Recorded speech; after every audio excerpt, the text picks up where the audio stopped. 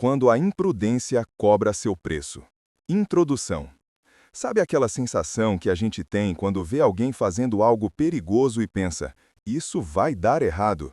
Pois é, hoje vamos falar sobre algo difícil, mas necessário. Sobre aqueles momentos em que a decisão de ignorar o bom senso resultou em consequências trágicas e irreversíveis. Não estou aqui para julgar ninguém. A vida já fez isso. Estou aqui para contar histórias reais de pessoas que, por um segundo de imprudência, de ego ou de pura teimosia, perderam tudo. São 6 casos que vão te fazer repensar cada decisão arriscada que você já considerou tomar. Porque a verdade é essa, não somos invencíveis. E às vezes, um único erro é tudo que separa a vida da morte.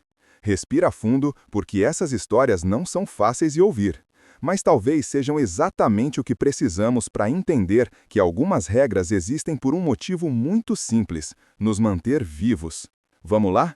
Capítulo 1. O show fatal de fogos de artifício. Era 4 de julho de 2015, em Tampa, Flórida. Você consegue imaginar a cena? Churrasco no quintal, música rolando, gente rindo, aquele clima de festa de independência americana. Fogos de artifício estourando no céu de todos os lados. Uma celebração como tantas outras. Só que naquela noite, um homem chamado Daniel Morales transformou a festa em tragédia. Daniel tinha 27 anos, trabalhava num depósito perto do porto. Era daqueles caras que sempre gostava de ser o centro das atenções, sabe? Aquele amigo que faz qualquer coisa por uma risada, que aceita qualquer desafio só para provar que é corajoso. Só que existe uma linha muito tênue entre coragem e insensatez, e Daniel cruzou essa linha há muito tempo. Os amigos dele já estavam acostumados, já tinham visto ele escapar por pouco de se machucar várias vezes. Mas naquela noite foi diferente. Havia morteiros de fogos no quintal, aqueles grandes, que são feitos para serem fincados firmes no chão antes de serem acesos. E aí vem Daniel com uma ideia que só pode ser descrita como suicida. Ele ia colocar o morteiro na própria cabeça e acender. Pode parecer que estou inventando isso, mas não estou. Ele realmente achou que seria engraçado virar um canhão humano. As pessoas ao redor tentaram impedir, falaram que era loucura. Mas Daniel interpretou as advertências como parte do show. Quanto mais falavam para ele não fazer, mais ele insistia. Ele equilibrou o tubo na cabeça, agachou para dar mais efeito e acendeu o pavio. Algumas pessoas até gravaram com o celular, achando que ele ia desistir no último segundo. Mas não desistiu. O foguete teve um pequeno atraso. 1 segundo de hesitação. E então explodiu. Direto contra o crânio dele, a queima-roupa. A explosão foi instantânea. Daniel caiu no chão antes mesmo que as pessoas entendessem o que tinha acontecido. Houve um segundo de silêncio absoluto. Depois, os gritos. O desespero. Gente correndo, gente ligando para a emergência, gente chorando. Os paramédicos chegaram rápido, mas não havia nada a fazer. O impacto tinha sido fatal na hora. O quintal ficou em silêncio. Só se ouvia o choro baixo de quem estava lá e os fogos de artifício estourando nas redondezas, alheios à tragédia. A Prefeitura de Tampa não realizou uma conferência de imprensa sobre o caso. Apenas adicionou uma linha discreta nos panfletos de segurança. Um homem de 27 anos do condado de Hillsborough como exemplo anônimo de uso incorreto de fogos de artifício. A verdade é que Daniel não era má pessoa. Ele só queria impressionar, queria ser lembrado. E foi. Mas não da forma que imaginava. Ele se tornou um exemplo do que acontece quando confundimos diversão com imprudência, quando achamos que somos especiais demais para que algo ruim aconteça conosco.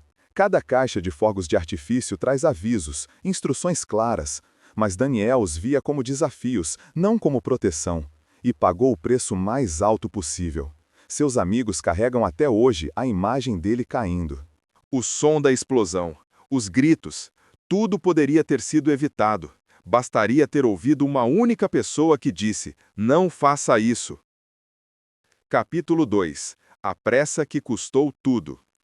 Houston, Texas, 19 de agosto de 2016. Era tarde da noite, quase meia-noite.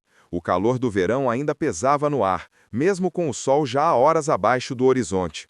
Em um posto de lavagem automática na periferia da cidade, as luzes de neon brilhavam contra a escuridão. Um lugar comum, um serviço rotineiro e uma decisão fatal.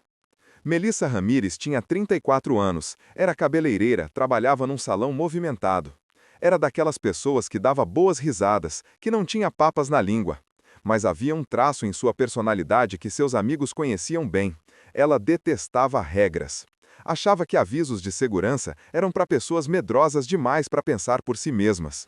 Dirigir acima do limite de velocidade, consertar aparelhos quebrados sem desligar da tomada, ignorar placas de advertência. Para Melissa, tudo isso era perda de tempo. Ela se orgulhava de cortar caminhos que outros não ousavam. Só que às vezes, esses caminhos levam para lugares sem volta. Naquela noite, ela estava dirigindo o carro do sobrinho. Ele estava no banco do passageiro, gravando vídeos no celular enquanto entravam no túnel de lavagem. As primeiras borrifadas de água cobriam o para-brisa. Tudo normal, até que o pneu dianteiro bateu torto na guia da esteira e o carro parou. Luzes vermelhas acenderam. Erro no sistema. Placas enormes diziam, não saia do veículo. Mas Melissa viu aquilo como um pequeno inconveniente, não como perigo real. Ignorou o sobrinho que pedia para ela esperar. Colocou o carro em ponto morto, abriu a porta e saiu descalça no concreto molhado e ensaboado. As câmeras de segurança mostraram tudo. Ela se agachou ao lado da roda, tentando empurrá-la de volta para o trilho com as próprias mãos. A lavagem estava parada, mas a esteira estava tensa. Melissa não chamou nenhum funcionário. Não pediu ajuda. Achou que conseguiria resolver sozinha. E então a esteira voltou a funcionar. O sistema reiniciou automaticamente. A correia puxou o pé dela num movimento brusco. Testemunhas disseram que foi chocante a velocidade. O corpo dela foi puxado para baixo antes que pudesse reagir. Ela lutou para se soltar, mas uma das escovas giratórias laterais avançou, prensando o tronco dela contra o carro. A força mecânica era de centenas de quilos. O sobrinho gritou, saiu do carro desesperado. Funcionários correram para apertar o botão de emergência, mas segundos preciosos já tinham passado. Quando a máquina finalmente parou, as pernas de Melissa estavam esmagadas sobre a esteira e o peito comprimido. O sobrinho e os trabalhadores tentaram libertá-la, mas o estrago já estava feito. Os socorristas chegaram rápido depois que os funcionários chamaram, mas os ferimentos não deixaram chance de sobrevivência. As imagens de segurança confirmaram a sequência com clareza. Uma morte evitável causada pela decisão dela de pisar em um lugar onde ninguém deveria estar. No funeral, os familiares falaram do carinho e do humor dela, mas evitaram os detalhes de como morreu. O sobrinho contou depois para parentes que ainda ouvia os gritos dela ecoando na cabeça, que a imagem dela sendo puxada para baixo ficava com ele toda vez que passava por um lava-jato. Ele admitiu que aquilo era um lembrete de que a impaciência e a teimosia da tia tinham transformado um pequeno atraso em uma experiência traumática para ele. Melissa poderia ter esperado 2 minutos, poderia ter chamado um funcionário, poderia estar viva. Mas ela escolheu o atalho, e esse atalho não tinha volta. Capítulo 3. O silo que virou sepultura. 3 de outubro de 2017, Des Moines, Iowa. O ar da manhã cheirava a colheita, aquele cheiro característico de poeira de milho misturado com diesel. Em um silo de armazenamento de grãos na periferia da cidade, o trabalho começava como sempre. Mas uma decisão impulsiva transformaria o dia de rotina em tragédia. Brandon tinha 20 anos, trabalhava como ajudante em uma fazenda de médio porte que alugava espaço no silo. Era jovem, cheio de energia, querendo provar seu valor num setor dominado por homens mais velhos que pregavam paciência e disciplina. Mas Brandon era conhecido entre os colegas por sua teimosia em ignorar regras de segurança. Ele zombava dos hábitos cautelosos dos fazendeiros veteranos. Uma atitude tola que fazia os trabalhadores experientes balançarem a cabeça em desaprovação. Brandon se gabava de que regulamentos atrasavam o progresso, que ele podia trabalhar de forma mais inteligente ignorando precauções desnecessárias. Silos de grãos estão entre os locais de trabalho mais perigosos que existem. Milhares de alqueires podem se mover como líquido, puxando uma pessoa para baixo em segundos. Embora a superfície pareça sólida, ela nunca para de se mover. As regras federais exigem arneses, observadores e trados travados antes de qualquer um entrar. Brandon tinha ouvido esses avisos antes, mas os tratava como exagero. Naquela manhã, Brandon e 3 colegas estavam carregando milho em um dos silos. Conforme o trado empurrava os grãos para cima e a câmara se enchia, ele ficou inquieto. Anunciou que ia descer surfando nos grãos. Uma manobra perigosa que os trabalhadores mais velhos especificamente alertaram contra. Os colegas se opuseram imediatamente, disseram que era suicídio, mas Brandon os dispensou com um sorriso. Os avisos impressos nas paredes do silo e as repetidas reuniões de segurança não significavam nada para ele. Em vez de focar no transportador, Brandon subiu a escada e se posicionou na escotilha. Os homens embaixo gritaram para ele parar, mas ele os ignorou e pulou na superfície móvel de milho. No começo, parecia que ia conseguir. Escorregou alguns metros, rindo enquanto o grão se movia sob ele. Então a superfície cedeu e ele começou a afundar. A risada se transformou em pânico num instante. Do chão, 3 homens o viram se debatendo enquanto o grão agia como areia movediça, puxando as pernas dele para baixo. Correram para pegar cordas, gritando para ele segurar firme. Brandon gritou por socorro, arranhando a superfície, mas cada movimento apenas o puxava mais fundo. Em segundos, ele estava enterrado até o peito, depois até o pescoço. Os homens tentaram jogar uma corda, mas ele não conseguiu agarrá-la. A cabeça dele desapareceu sob o milho em movimento antes que pudessem alcançá-lo. O trado continuou alimentando grãos no silo até ser desligado manualmente. Mas nessa altura, Brandon estava completamente submerso. Equipes de emergência foram chamadas imediatamente, mas o resgate era quase impossível. Equipamento especializado de vácuo foi trazido para remover os grãos. Horas se passaram antes de localizarem o corpo dele no fundo da câmara. Ele tinha sufocado rapidamente, preso pela imensa pressão do milho acima dele. Quando finalmente recuperaram o corpo, os 3 homens que tinham assistido ele desaparecer ficaram em silêncio perto do silo, ainda abalados pela rapidez com que a risada dele tinha se transformado em gritos. Um deles disse a repórteres locais que sentia mais raiva do que tristeza, porque Brandon tinha ignorado cada aviso gritado para ele e os forçou a testemunhar algo que nunca poderiam esquecer. Nas cidades agrícolas ao redor de Des Moines, a história se espalhou não como um acidente trágico, mas como um exemplo sombrio de como a imprudência em um silo de grãos pode deixar cicatrizes em todos ao redor. Brandon não era má pessoa, era apenas jovem e impaciente, achava que sabia mais do que os veteranos.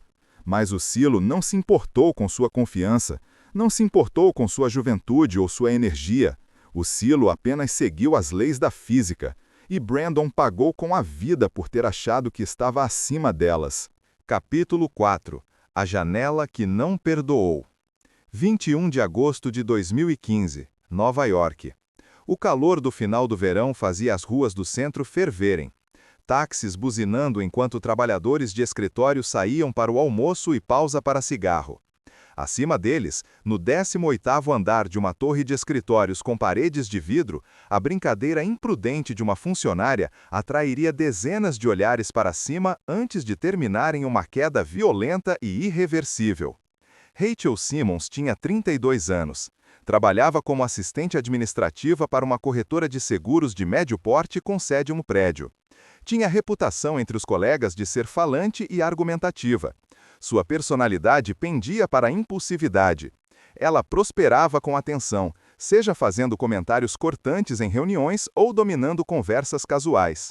Simmons não tinha tolerância para o que considerava cautela excessiva. Colegas frequentemente reviravam os olhos quando ela zombava de briefings de segurança. O escritório ficava num prédio antigo, de antes da guerra, com janelas de guilhotina que deslizavam para abrir. Um design que códigos mais novos desencorajavam em andares superiores. A gerência ignorou as renovações, optando por colocar avisos para não se inclinar para fora. Nas pausas para fumar, Simmons e alguns colegas se reuniam perto da janela, cigarros na mão. Para ela, não era perigo, era palco. Ela se inclinava para fora com frequência, gritando para motoristas de táxi ou brincando com pessoas embaixo. Colegas se preocupavam, mas seus avisos nunca foram além de comentários rápidos. Naquela tarde em particular, Simmons se juntou a 2 colegas na janela. O grupo fumava em silêncio até que Simmons avistou um pedestre que tinha esbarrado em outro e provocado uma pequena discussão na rua. Rindo, ela se inclinou para fora mais do que o usual, fazendo comentários sarcásticos. Seus colegas pediram para ela recuar, lembrando da altura, mas ela os dispensou. Foi um ato idiota de desafio. Ela insistiu que conhecia seus limites, tratando o ato como diversão inofensiva. O parapeito era estreito e a única coisa mantendo ela no lugar era seu equilíbrio no carpete do escritório. Conforme a briga na rua diminuía, Simmons procurou outra oportunidade para provocar reação. Avistando um homem olhando para cima com irritação, ela se inclinou ainda mais para fora, torcendo o torso para fazer um gesto grosseiro. O movimento mudou seu peso de forma desajeitada e a ponta dos pés dela escorregou ligeiramente para trás. Testemunhas dentro da sala congelaram quando o corpo dela inclinou além do limite. Por um momento, ela se debateu, agarrando a moldura, mas seu impulso a carregou para frente. Os gritos dos colegas chamaram a atenção de outros em escritórios próximos, mas era tarde demais. Simmons se projetou para fora, seu corpo atingindo o andaime montado 2 andares abaixo para manutenção externa. Não havia trabalhadores presentes na plataforma no momento. O impacto apenas desacelerou sua queda brevemente antes dela girar e bater na calçada com força catastrófica. Pedestres gritaram e se espalharam enquanto o som ecoava contra os prédios. O trânsito parou e dezenas de espectadores se aglomeraram à distância, horrorizados com o que tinham acabado de ver. Paramédicos chegaram em minutos após ligação de um pedestre, mas não havia nada a fazer. A queda tinha causado trauma massivo e ela foi declarada morta no local. Policiais isolaram a área, protegendo o corpo das multidões reunidas e escoltando funcionários chocados para longe da janela no andar de cima. Câmeras de vigilância de lojas próximas confirmaram os relatos das testemunhas, mostrando o momento exato em que ela tombou para fora. O funeral foi realizado discretamente no Queens. A empresa fechou o escritório por 2 dias, trazendo conselheiros para funcionários diretamente afetados. Inspetores da cidade revisaram o prédio e determinaram que todas as janelas operáveis acima do 10º andar fossem permanentemente restritas com travas de segurança. O relatório deles concluiu que o acidente resultou de comportamento imprudente, observando que janelas devidamente protegidas teriam reduzido o risco. Rachel não acordou naquela manhã pensando que ia morrer. Ninguém acorda pensando isso. Ela apenas queria atenção, queria provocar risadas, queria se sentir no controle. Mas a gravidade não se importa com o que queremos, não negocia, não dá segunda chance. Seus colegas carregam até hoje a imagem dela se inclinando demais, o momento em que perdeu o equilíbrio, os gritos, a queda. Tudo poderia ter sido evitado se ela tivesse levado a sério um único aviso, se tivesse entendido que janelas de 18º andar não são lugares para brincadeiras. Capítulo 5. A escada rolante que cobrou o preço. 23 de julho de 2016. Pequim, China. O ar úmido da noite grudava nos corredores subterrâneos enquanto passageiros fluíam pelo sistema de metrô, cansados de um longo dia de trabalho. Entre a maré de rostos estava Darren Phillips, um estrangeiro que se destacava não por sua presença, mas pelo que estava prestes a tentar. Darren tinha 28 anos, era de Leeds, Inglaterra, e trabalhava como professor de inglês numa academia de idiomas particular em Pequim. Seus alunos gostavam dele, descrevendo-o como engraçado e sem filtros. Mas colegas conheciam bem sua imprudência. Noites de bebedeira frequentemente terminavam com desafios tolos.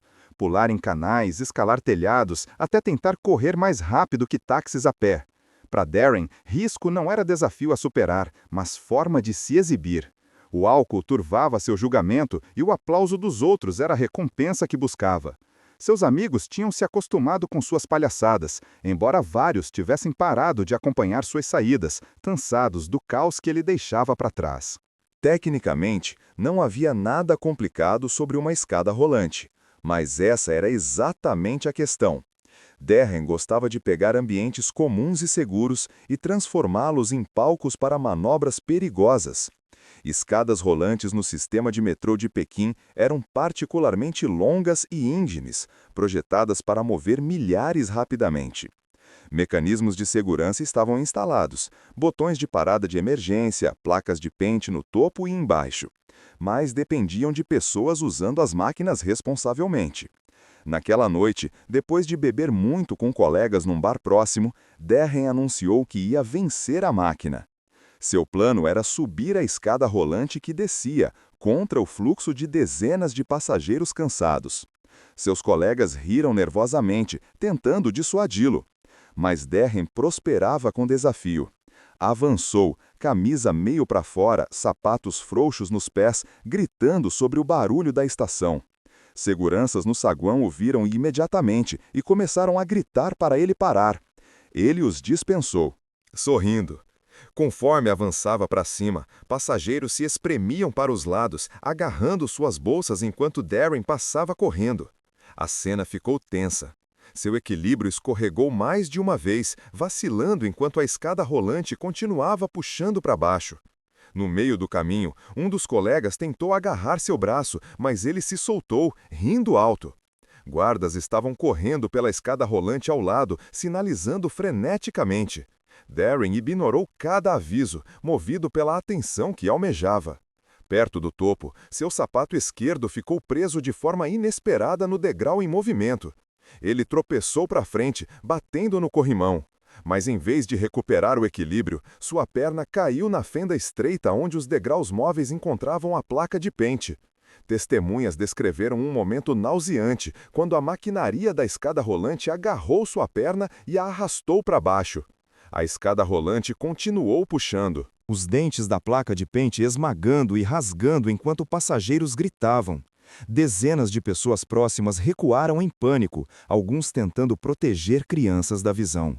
Vários passageiros apertaram o botão de parada de emergência, mas o caos atrasou a resposta por segundos preciosos. Guardas finalmente alcançaram os controles e desligaram a máquina, mas Darren estava preso, sangue se acumulando nos degraus. Equipes de emergência chegaram rapidamente, forçando a escada rolante com ferramentas hidráulicas. Mas o dano era catastrófico. Ele foi libertado vivo, mas gravemente ferido. E apesar dos esforços dos paramédicos, ele sucumbiu aos ferimentos logo após a extração. Sua vida terminou por uma máquina que teria sido inofensiva se usada normalmente. Em Leeds, seu funeral atraiu apenas parentes próximos e alguns ex-colegas de classe. Sua irmã fez o único elogio fúnebre, falando não sobre a manobra filmatou, mas sobre o garoto que ela se lembrava. A presença foi pequena, e depois, parentes admitiram que a atmosfera carregava não apenas luto, mas constrangimento. Darren não era má pessoa, era apenas imprudente. Achava que as regras não se aplicavam a ele, que poderia desafiar a física e a lógica e sair ileso porque sempre tinha saído antes. Mas a sorte não dura para sempre, e máquinas não perdoam. Seus amigos carregam a culpa de não terem feito mais para impedi-lo. Mas a verdade é que você não pode salvar alguém de si mesmo. Não pode forçar alguém a ter bom senso. E às vezes, por mais que doa, tudo que podemos fazer é assistir enquanto alguém que amamos faz a escolha errada. A última escolha. Capítulo 6. O elevador que não esperou. 19 de maio de 2018, Chicago, Illinois. O silêncio da madrugada tinha acabado de se instalar sobre um quarteirão residencial do centro, quando convidados saíam de uma festa em apartamento. No saguão do prédio, um grupo de amigos esperava pelo elevador. Nicole Adams tinha 30 anos e trabalhava no varejo, pulando entre lojas de shopping e empregos sazonais. Era conhecida em seu círculo não pela confiabilidade, mas pela imprudência. Tinha a reputação de zombar de regras, seja fumando onde placas proibiam ou atravessando ruas movimentadas com sinal vermelho para pedestres. O álcool frequentemente amplificava esse comportamento, empurrando ela a escalar desafios inofensivos em riscos físicos. Elevadores dependem de sensores, intertravamentos de porta e freios mecânicos projetados para manter passageiros seguros, se os passageiros se comportarem normalmente. Sensores de cortina de luz param as portas de fechar se uma pessoa estiver completamente na abertura, mas lacunas perto da moldura podem permitir que alguém se encaixe sem acioná-los. Uma vez que o intertravamento clica fechado, o carro pode se mover mesmo se parte do corpo de uma pessoa ainda estiver pressionada contra a porta. Elevadores exercem força tremenda ao subir e o espaço entre o carro e o poço é armadilha letal. A festa tinha se estendido depois da meia-noite, e quando Nicole e seus amigos chegaram ao saguão, o álcool tinha embotado o julgamento deles. Enquanto o grupo esperava, Nicole viu as portas do elevador se abrindo e fez questão de ficar no batente. Rindo, ela anunciou que ia andar nas portas do elevador. Seus amigos imploraram para ela parar, mas ela tratou a preocupação deles como combustível. Quando as portas começaram a fechar, ela se enfiou nelas, agarrando a moldura com um braço enquanto o carro se enchia com outros convidados. Câmeras de segurança capturaram o momento, Nicole sorrindo, ombros meio dentro do carro, meio fora, enquanto seus amigos olhavam com alarme crescente. Avisos vieram rápido. Um amigo tentou puxá-la de volta, outro apertou o botão para segurar a porta. Mas Nicole se soltou, insistindo que estava bem. As portas fecharam contra o torso dela, os sensores falhando em acionar porque ela abraçou a moldura em vez de ficar completamente na abertura. Dentro do carro, passageiros gritaram para ela entrar ou sair completamente. Um segundo depois, o elevador começou seu movimento ascendente com Nicole ainda presa na porta. Testemunhas descreveram a mudança de risada para pânico num instante. Conforme o carro subia, a base de apoio de Nicole escorregou. Seu torso foi puxado mais apertado entre o carro em movimento e a parede do poço. Seu braço torceu de forma não natural conforme a força a arrastava para cima. Passageiros dentro socaram os botões de emergência e gritaram por ajuda. Mas o carro continuou sua subida. Em segundos, o corpo dela foi pego na fenda cada vez mais estreita e a pressão esmagadora se tornou fatal. Quando o elevador parou entre andares, o dano era catastrófico. Socorristas chamados pelos amigos chegaram em minutos, forçando as portas com ferramentas especializadas. O que encontraram não deixou dúvidas. Nicole tinha sido morta instantaneamente por trauma contundente e ferimentos por compressão. Nada podia ser feito. Alguns dias depois, autoridades da cidade confirmaram que os sistemas de segurança do elevador tinham funcionado conforme projetado, colocando responsabilidade total no uso inadequado. Inspetores notaram nenhuma falha mecânica, apenas comportamento imprudente. A polícia manteve as imagens de segurança restritas, mas rumores sobre seu conteúdo circularam entre residentes. Vereadores locais enfrentaram reclamações sobre supervisão de prédio, embora inspetores enfatizassem que nenhuma modificação poderia prevenir alguém deliberadamente se forçando numa porta fechando. Nicole não era diferente de nenhum de nós em muitos aspectos. Tinha sonhos, esperanças, pessoas que a amavam. Mas naquela noite ela fez uma escolha. Uma escolha tola, alimentada por bebida e desejo de atenção. E essa escolha não teve volta.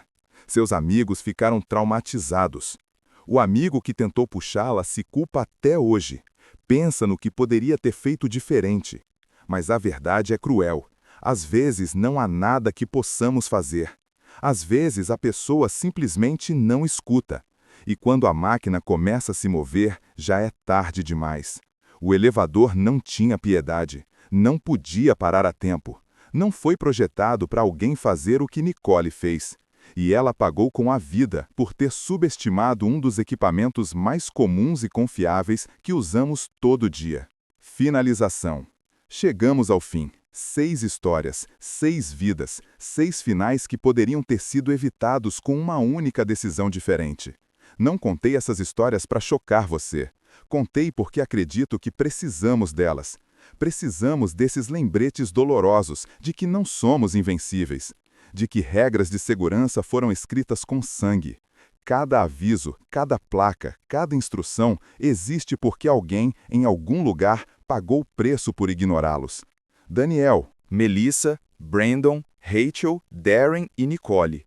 Pessoas reais, famílias reais, dor real. Eles não eram monstros, eram apenas humanos que cometeram erros fatais. E a diferença entre nós e eles pode ser apenas uma escolha. Então, da próxima vez que você pensar em ignorar um aviso, em fazer algo arriscado só para impressionar alguém, lembre-se dessas histórias. Lembre-se de que algumas escolhas não têm volta. Cuide-se, escute os avisos. E, por favor, volte para o próximo vídeo, porque quero que você esteja aqui, vivo, para assistir.